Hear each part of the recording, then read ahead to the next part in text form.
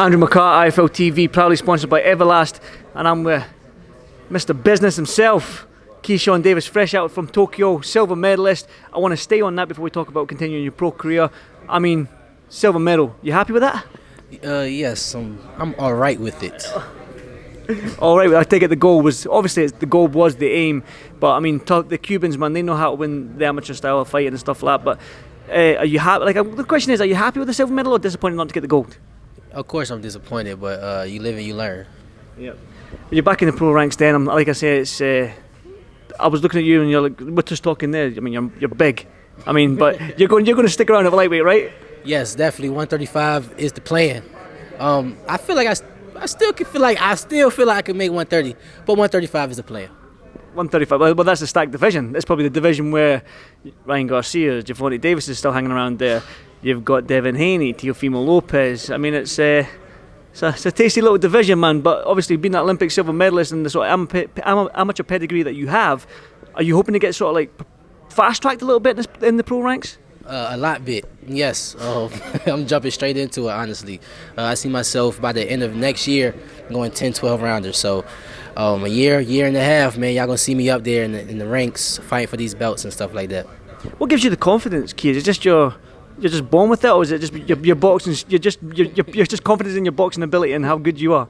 Honestly, I was born with it, man. I was an athlete all my life, and I always believed I was the best athlete for a team or individual sport, you know.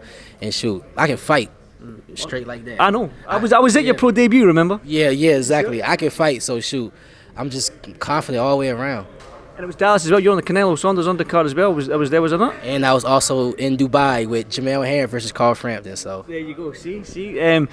Yeah. So right now, when can we see you back out? And like I say, you got that silver medal out in Tokyo and stuff like that. But when can we see you back out in the pro ring? Probably the end of this year, going into next year. I'm not really rushing anything though. You know, boxing ain't going nowhere. Mm-hmm. I'm enjoying this. This year. I done went to Dubai this year. Had 3 pro fights. I done went to Tokyo this year and fought in the Olympics. Like, I done had a busy year to the point where I don't have to do anything this year. I can finish off this year because I've been putting in so much work. But if I want to, I can fight one more time this year, leading into the next one. Do you want to? Sure. I would want to. I mean, ain't nothing wrong with another check real quick before the next year, so. I've just witnessed you do a killer circuit, man. I'm glad I wasn't doing it, man. I mean, that looked tough in there. But you were doing it with Bud Crawford. He's got a tasty fight coming up in Sean Porter. Talk to me about that fight. That's one of the fights where you scared to bet on, man. I honestly think Terrence is going to win, but when you talk about the knockdowns, when you talk about how he's going to win and how the fight is going to go, that's one of the fights where, like, you just got to sit back and see. You got to sit back and watch. But boxing ability, all credit Terrence Crawford, man. He's a hell of a fighter. I think he's going to win. Also, Sean Porter, man, he's a great person. He got a great podcast as well. I love watching his show.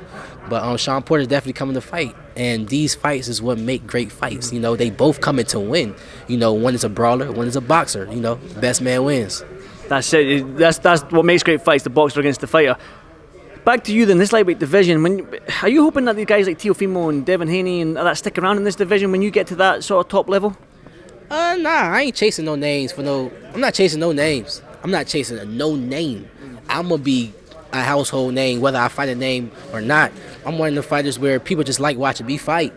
You know what I'm saying? I'm not chasing no household name so I can become one. I'm gonna become one regardless. You know what I'm saying? So on my own little pace, just like Javante Tank Davis.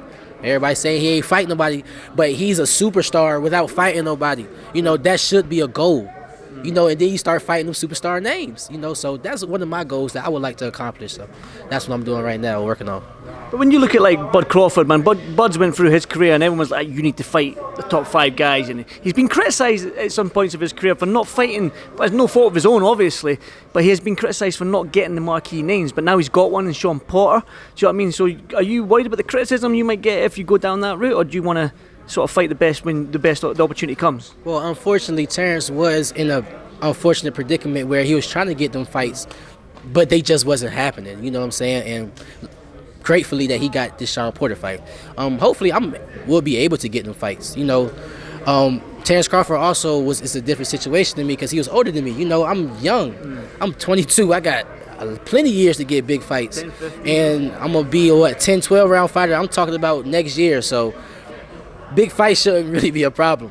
Definitely. Well, the reason I'm here in Vegas right now. There's a big, massive. I don't know if you've heard, but there's a heavyweight fight tomorrow night in Tyson Fury. Did you hear about this fight in the Wilder? Did you hear about it? Yeah, Tyson Fury, Deontay, you right, man. It's tomorrow. I'm glad I reminded you, man.